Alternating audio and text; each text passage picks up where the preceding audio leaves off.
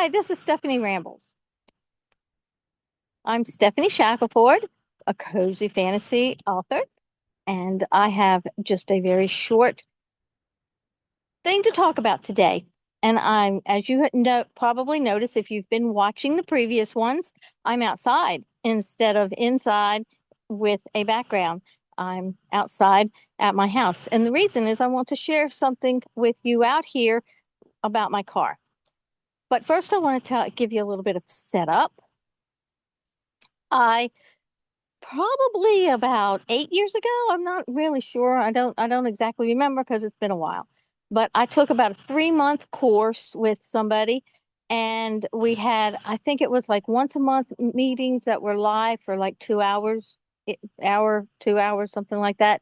We had some recorded things every week the videos that we listened to, but she actually got online and answered questions related to the course and talked about different things. And one of the things that she said that really stuck with me was that she was trying to point out that you always start somewhere. That just because she was where she was didn't mean that we couldn't be there. That what we had to say or do, whatever we were wanting to do, it was about developing the life and or business that you wanted and that you could do it. And what she said was that whenever a problem came along, she would tell herself, and words are very important. The way you talk to yourself is very important, and I'll probably talk more on that in other of these episodes. But whenever a problem happened, she would tell herself, "Yeah, that's a level 4 problem, but I'm a level 5 problem solver."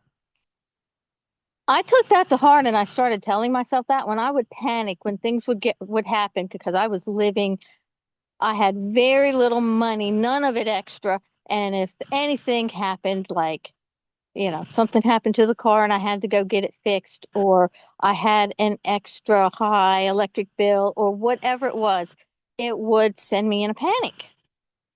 As would if I had to do something that I'd never done before, like unstop a sink. I've done unstopping a sink, so that didn't send me into a panic. But there were other household things. And I started telling myself that. And I remember it wasn't long, it was like less than a month, maybe just a few weeks, that something happened. I did a U-turn and hit the curb because I was going a little too fast and broke something. Ended up having to take it to get fixed. But I panicked. It's like I can't afford a tow. I can't do this. And then I'm like, I am a level 4 problem solver. This is a level I mean, a level 4 problem. This is a level 4 problem. I'm a level 5 problem solver. I can solve this. How do I solve this?